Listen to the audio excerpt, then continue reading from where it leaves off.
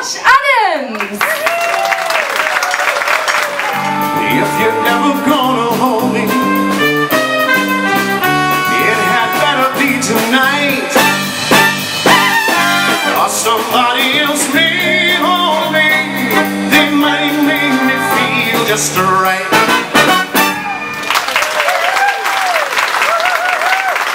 Thank you very much, ladies and gentlemen. My name is Josh Adams. I come from a little place called Wigan Athletic Nil.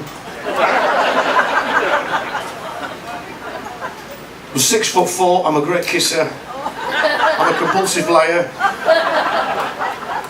and I couldn't help but notice through them 2 songs that the girls were looking and you spotted the ring girls. I'm married. It's going to have to be your cabin. I left my heart in San Francisco, high on a hill. It calls to me. We walked through these double doors, not a clue where we're going, and we bumped straight into Tony Bennett. That's what Tony said. And I'll never forget that moment because my dad's face was a picture and Tony Bennett spoke to me. He said, "Oi, this is a restricted area, now get out." Miss Jones and I, Miss Jones and I.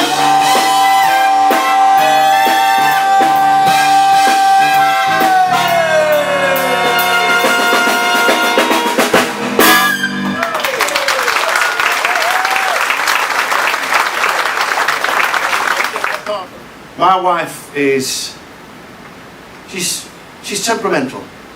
She's half temper, half mental. This is a true story. This is before we come away. We woke up on a beautiful morning, the birds were singing. She turned around, she said, "Darling." I said, "Yes, my lover." "Stop it." She said, "Would you mind nipping downstairs and opening the curtains in the living room while I get myself ready?" I said, "For you, darling, anything." Or words to that effect. And this is all I did, guys. This is all I did. I went down into the living room, I walked to the curtains, I opened that side of the curtains, and I opened that side of the curtains. I stepped back, turned round, she stood behind me. "What are you doing?" I said, "Hang on a minute, I've just done exactly what you've asked me to do. I've just come down, I've opened the curtains." She said that line, "Ladies, we don't like this. We don't like, you say it a lot and we don't like this. If you want something doing proper," even the lads are joining in. This is what she did.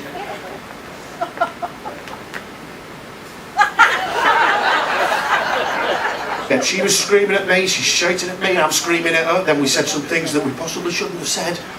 You know what she said to me? She said, "You know what? You think more of football than you think of me." I couldn't believe it. 27 seasons I've been with that woman. "I'll not be here. Leave." I went, "Right, okay." And as I get up the stairs, I'm getting up halfway up the stairs and I think, do I pack a large bag or a small bag? Is this that midlife crisis thing that you women go through? You must, lads. I was reading an article on a flight, and it gives you the insight of what the girls go through, and it's awful. I mean, it's not man flu, but it's awful. It's terrible. They really, really do suffer. And as I'm reading this article, and it's telling me all the symptoms, you know, hot and cold, mood swings, sore boobs, don't touch me. You know what you do. I get halfway through this article and I think, this woman's been on a change since I met her.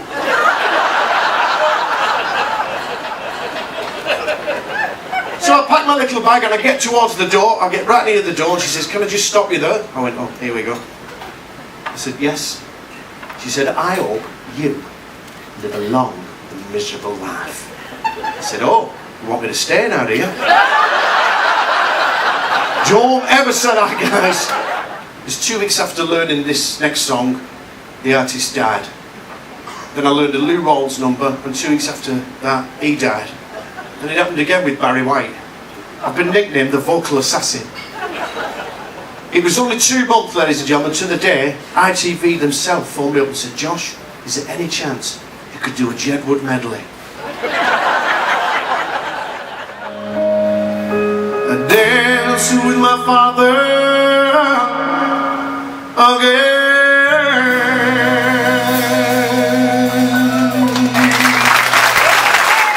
I'm glad it wasn't you that fell down. I'd have been straight down there picking you up. I'd have gone through your bag at the same time, but you wouldn't have seen that. And it's terrible, really. You cabin stewards, ladies and gentlemen. What a fantastic job they do. I'm saying, what a fantastic job they do. Man's terrible. He is, I've not seen him. The first time I've seen him was tonight. He knocked on the door, he says, can I come in and clean up? I said, yeah. He had a shower and a shave and left. She snuggled in with the glasses and relaxed. It was one of those moments, it was beautiful. And just out of the blue, she says, you know what? Over 30 years I've known you. And I can honestly say, I don't know how I've got through this without you. She goes, you've been there for me. Through the bad times, and you've been there through the good times. And I can say, without a shadow of a doubt, I really love you. I said, that's the most beautiful thing I've ever heard. I said, hang on a minute, is that you talking? Is that the wine talking? She said, it's me talking to the wine. If I say the nickname, you should actually get who the singer is. The Walrus of Love. Spot on, love. Susan Boyle.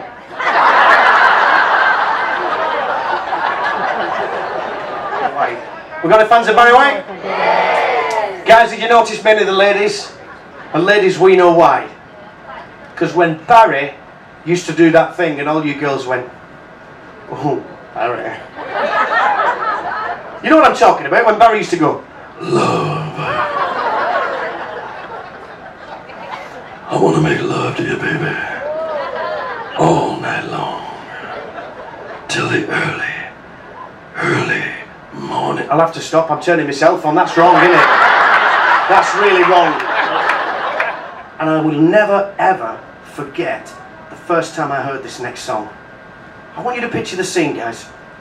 I was playing in the street and the ice cream van was coming down the street. I went running into the house and my dad was sat on the sofa and he was listening to this song. And I was really excited. I said, Dad, it's the ice cream van. He said, sit with me, son, and listen to this song. I said, it's Mr. Whippy, Dad. I said, it doesn't matter who it is, son. These lyrics are beautiful. You will love this song. Please, sit with me and listen to this song. I said, Dad, all my mates are getting on. He said, Josh, you're 27. You've got a job. Go and buy your own. I'm going to leave you with a song by the Welsh wizard, Ryan Giggs.